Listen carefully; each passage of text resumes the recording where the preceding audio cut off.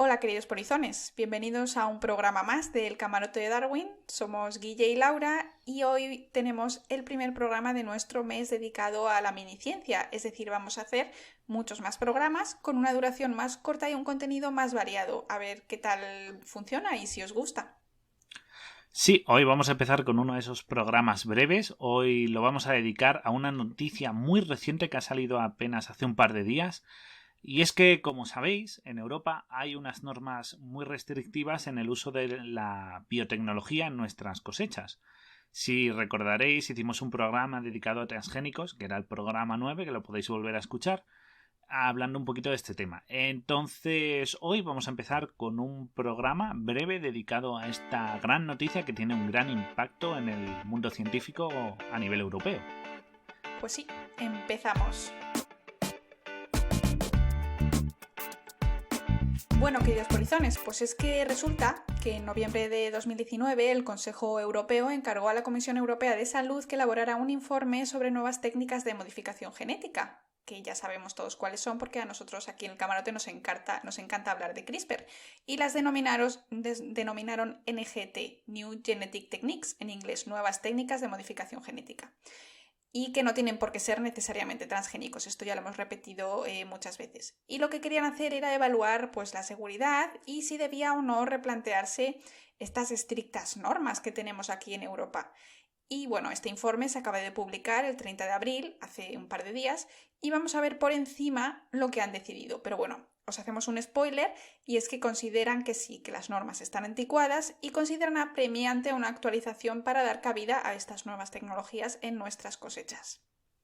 Y claro, os estaréis preguntando por qué ocurre esto, ¿no? Y para eso vamos a poneros un poquito en contexto, porque la gran pregunta aquí es ¿por qué después de tantos años negándose a la biotecnología y con lo que ha cambiado esta, han decidido ahora hacer este cambio la Comisión Europea? ¿Por qué pidió este informe? ¿Por qué han decidido esto? Bueno, pues os lo voy a contestar. La respuesta más obvia es que es por razones económicas. Porque ya sabemos que algunos productos que son organismos genéticamente modificados o proceden de estos entran en Europa en vez de producirse aquí, ya que muchas veces el riesgo se considera al medio ambiente y no al consumidor, por lo que se producen fuera y los tenemos que importar. Entonces, en este sentido, lo que hacemos es perder negocio. Estamos importando un producto que se podría producir aquí, ¿de acuerdo?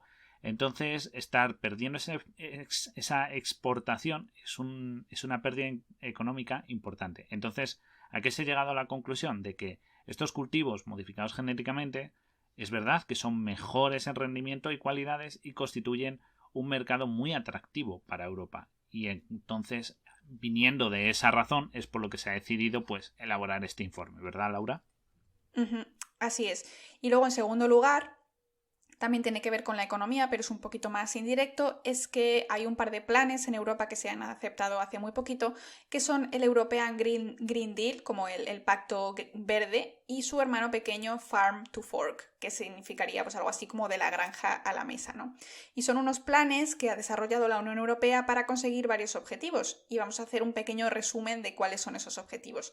El Green Deal se trata en general del medio ambiente y de ser de tener menos emisiones de efecto invernadero, quieren reducirlas a cero para 2050, quieren separar lo que es el crecimiento económico de la Unión Europea con el uso de recursos y no quieren dejar atrás personas ni lugares. Bueno, en general lo que quieren hacer es una economía mucho más sostenible.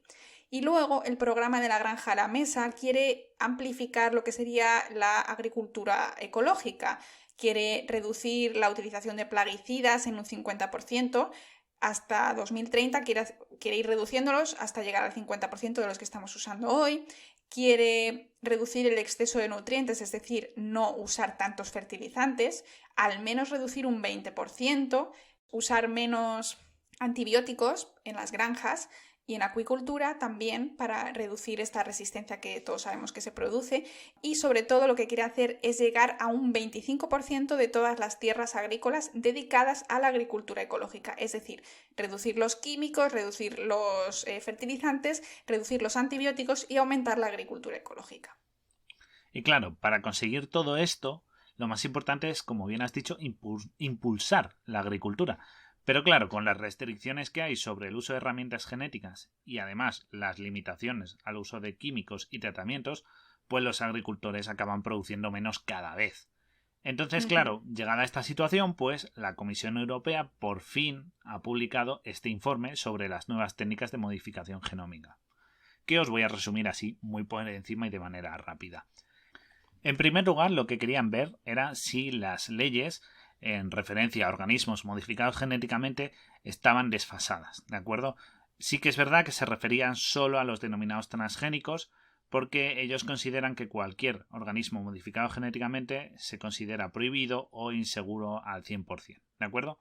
También, desde hace 20 años, hay unas nuevas técnicas genéticas. Entonces, estas técnicas son mucho más eficaces y mucho más seguras, ¿de acuerdo? Porque no tienen efectos adversos o efectos no deseados. Y querían ver si deberían tratarlas con una legislación más permisiva que al resto de transgénicos. Y por último, el estudio ha determinado que es necesario todas estas normas revisarlas, ¿de acuerdo? Y también las leyes que engloban a los productos modificados genéticamente, especialmente, sobre todo, como bien sabemos, aquellos que están destinados al consumo humano, porque es verdad que toda esta normativa y legislación pues está un poquito desfasada. ¿Todo esto a qué nos lleva? A unas muy buenas noticias de cara tanto a los agricultores como a los científicos, porque desde hace bastantes años se viene pidiendo una revisión de esta legislación, porque ya era hora, ya venía haciendo falta, ¿verdad? Pues sí, Guille, la verdad. Nosotros lo hemos dicho muchas veces en nuestros programas, pero está genial que hayan hecho esto y simplemente el informe está en inglés, pero se puede consultar libremente, es un archivo de PDF y se centra en la web de la Comisión Europea, para quien le interese. Simplemente buscando en Google lo podéis encontrar. Se centra en 4 tipos de estas nuevas técnicas de modificación genética, que es a lo que se refiere durante todo el informe en general, y las divide, pues eso, en 4 grupos, ¿no? El primero sería romper el ADN por dos de sus hebras, y dice que el 91% de las aplicaciones que ha estudiado y con los científicos y expertos que ha consultado son los que este tipo de variedades, ¿no? Luego se puede simplemente romper el ADN por una de sus hebras, lo que sería un poquito más seguro en el sentido de la reparación de la propia célula. Y luego lo que me ha parecido a mí muy interesante son el punto 3 y el 4, que son los cambios epigenéticos y cambios en el ARN. ¿Por qué es interesante esto? Porque son cambios que pueden producir distintas variedades, entre comillas, porque no son cambios en el ADN, pero sí que producen características diferentes que no se llevan a la siguiente línea germinal. De manera que muchos de estos problemas que se plantean como que puedan hacer daño al medio ambiente o que puedan extenderse con las variedades salvajes, pues se elimina, ya que son cambios muy puntuales, por decirlo, muy, muy puntuales en el tiempo de estas variedades. Entonces también han contemplado estas nuevas técnicas que todavía no están básicamente nada desarrolladas, pero quieren introducirlas, ¿no? en este nuevo marco de leyes, que me parece interesante porque parece que sí que están mirando hacia el futuro, ¿no? Por decirlo de alguna manera. No solo utilizando CRISPR-Cas de doble y de simple y de hebra simple, como hemos comentado en el punto 1 y 2, sino que también incluyen otros cambios. Pero bueno, no vamos a entrar en detalles bioquímicos hoy porque simplemente queríamos hablar de la noticia. Entonces, como ha dicho Guille, este estudio se ha centrado sobre todo en recalcar que no se pueden meter a todas las técnicas de modificación genética en el mismo grupo. Y que además, esto es interesante, hay técnicas de modificación que tienen muchas similitudes con técnicas tradicionales, como el cruzamiento, que ya hemos hablado, que es pues juntar variedades distintas, con distintas características, para elegir las semillas que den la variedad con las mejoras genéticas que nos interesa. Y dice claramente que la única manera de saber si algo es seguro es analizarlo individualmente y no metiéndolo en el saco de los transgénicos peligrosos, malvados, les ponemos una cruz y no sabemos nada de ellos, ¿no? Entonces lo que quiere es poner leyes que analicen productos individualmente dependiendo de sus características, el uso que se le vaya a dar y su relación con el medio, que esto es muy importante porque queremos, obviamente, de la granja a la mesa y el Green Deal, lo que quieren hacer es cuidar también del medio ambiente. Entonces, A ver, pongamos un ejemplo. No es lo mismo un algodón transgénico que se va a utilizar para ropa y además en un entorno cerrado, digamos un invernadero, me estoy inventando este supuesto. No es lo mismo esto que un cereal que se va a consumir muchísimo en un país determinado, pues digamos trigo en España para hacer pan, y que está cerca de plantaciones de otros cereales de variedad salvaje. Entonces, lo que habría que hacer es analizar el efecto que tiene en nuestra salud y además posibles efectos que tenga en el medio, es decir, que se extienda a otros campos de cultivo. Entonces, con este ejemplo se ve muy claro que es imposible meter en el mismo saco al primero que al segundo. Entonces, habría que hacer una legislación un poquito más permisible para poder analizar cada caso por separado. Exacto, habría que valorar cada caso, también no solo a nivel del medio, sino también luego, como bien has dicho, el destino de este producto, ¿no? Porque no es lo mismo que se utilice para ropa, que para consumo, que para luego un producto derivado. Entonces, bueno, eso habría que revisarlo, como tú bien has dicho, caso a caso. Sin embargo, hay una cosa que sí sabemos, y es que ya hay técnicas que evitan esa parte negativa que tú has dicho de que se extienda a otros campos o afecte al medio, porque estas semillas se mezclen con la variedad salvaje y la acaben anulando o acabando con ella. Porque lo que podemos hacer es que generemos unas semillas, ¿de acuerdo?, que no sean capaces de producir descendencia, ¿vale? ¿De acuerdo? Una variedad que sea estéril, entonces no tiene descendencia y de esta manera reducimos el impacto al medio, ya que no puede extenderse. ¿De acuerdo? Esto sería muy beneficioso, ¿vale? Porque nos da esa seguridad a nivel ecológico sobre el medio, pero por otra parte nos genera un problema. Y es que Ujú. cada año los agricultores tendrían que comprar una nueva remesa de semillas, sembrarlas desde cero. Es decir, muchas veces los cultivos hay cultivos rotatorios y hay cultivos permanentes que están constantemente tal. Entonces, en este caso tendríamos un pequeño problema a la hora de que abaratar el coste del producto, porque ellos siempre, todos los años, tendrían un desembolso extra que antes no tendrían. Pero por otro lado, ganaríamos Sí, esa seguridad ecológica. claro. Y estaría bien que estas nuevas leyes contemplasen, evitasen la creación de monopolios, como hablamos en nuestro programa de Monsanto, de manera que esto fuese todo con precios asequibles y que se normalizase y pues los agricultores pudiesen adquirirlas a un precio razonable, ¿no? Bueno, y es que luego, aparte en el informe, hay un punto muy importante, y es que a veces estos cambios son tan ligeros que a no ser que se etiquete adecuadamente o te lo diga el propio científico que lo ha creado, es muy difícil determinar si fueron cambios producidos al azar o incluso por cruzamiento o mediante estas nuevas técnicas genéticas. ¿Cómo ocurre esto? Bueno, hoy en día podemos hacer secuencia completa de un genoma de manera muy fácil. Hay muchas empresas que te lo hacen en pocos días. Sin embargo, es necesario un ADN de referencia para poder compararlo y utilizando pues, herramientas bioinformáticas se detectan estos cambios. Hasta ahí todo bien. Si el cambio es sutil, en el sentido de cambiar simplemente unas pocas letras del ADN, como hemos mencionado antes que pasaba en el CRISPR, por otras que resultan, digamos, en la inhibición de un gen, entonces podremos encontrar estas diferencias.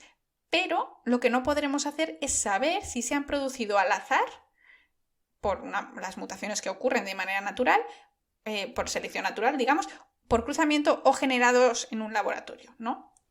Claro, es que ahí está la situación, porque ahora mismo todo el mundo piensa que la variedad salvaje o la variedad que no está editada en laboratorio es totalmente estable, y eso es mentira, porque todos sabemos que existen, como tú bien has Ujú. dicho, mutaciones naturales, pues porque están expuestos a químicos, al entorno, al medio, que les genera, pues eso, que sufran transformaciones, las propias variedades naturales, o por ejemplo por propia selección de los cultivos, ¿no? Que es decir, que Sí, el granjero, ¿vale? El agricultor diga, oye, esta parte de aquí, esta versión me crece mejor, entonces las semillas que cultive van a ser de estas pocas plantas que han sobrevivido, por ejemplo, a una plaga. Entonces, si no nos preocupa que eso ocurre de manera natural, es decir, esas cosas ocurren a diario y de forma natural, ¿por qué deberían preocuparnos que ocurra, que se hagan pequeños cambios igual de sutiles, pero en laboratorio usando CRISPR-Cas, por ejemplo? Entonces, ¿cuál es la diferencia? Es decir, estamos ante un matiz de que tenemos una cierta reticencia al elemento de laboratorio cuando lo que tenemos es lo mismo en la naturaleza, con menos efectos, es decir, o con los mismos efectos. Entonces, ¿cuál es la diferencia? Simplemente es esa manía que se tiene al que viene de un laboratorio. Y deberíamos, creo que, cambiar esa mentalidad. Este informe también lo que tiene es el objetivo es dar un punto de vista un poco más objetivo a la realidad, más allá de los prejuicios, yo creo. Sí, yo estoy totalmente de acuerdo. Bueno, ya lo hemos expresado varias veces. Entonces, yo creo que los expertos a los que han consultado y el informe en general deja claro que si no cambian estas restricciones y esta mirada tan crítica al miedo al laboratorio, no se va a poder mejorar el sector agrario ni alcanzar los datos, los números que quieren alcanzar de agricultura ecológica y hacer todo esto sin dañar el medio ambiente, ¿no? Entonces, como hemos dicho muchas veces en el Camarote de Darwin, creemos que el uso de variedades resistentes a herbicidas, a plaguicidas y con mejoras nutricionales, siempre y cuando tengan los suficientes estudios de seguridad para saber si son, pues, esos seguros para los humanos, seguramente es la mejor manera de avanzar hacia el futuro, porque es que no se pierde rendimiento y además ganamos otras características que son muy deseables.